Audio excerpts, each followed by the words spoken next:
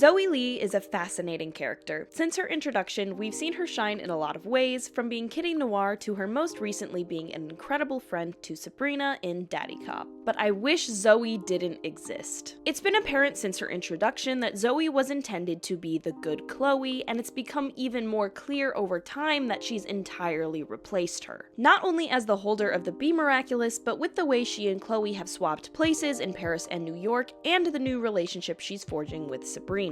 The fact that she was quite literally akumatized into a giant version of Chloe in her introductory episode foreshadowed her eventually filling Chloe's shoes. I yearn for the version of this show where Zoe doesn't exist and Chloe instead experienced that full redemption arc. The foundation of Chloe's redemption was clearly established in episodes like Despair Bear and Zombie Zoo. I realize Chloe has a heart too.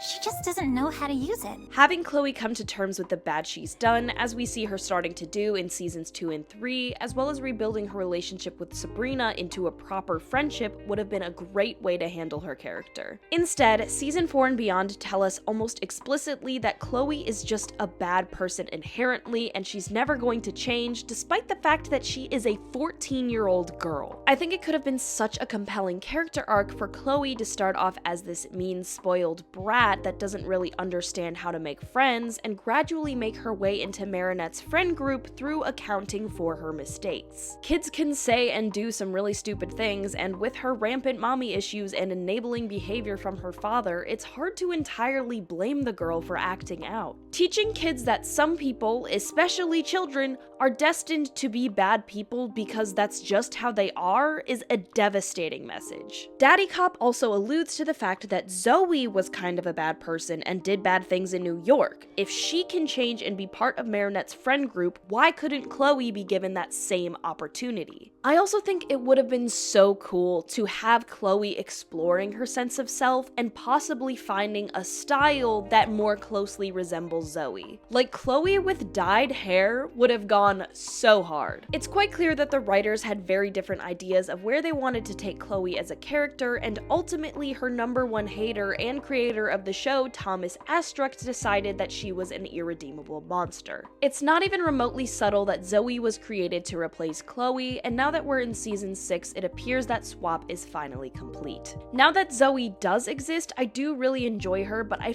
firmly believe she never should have been created in the first place.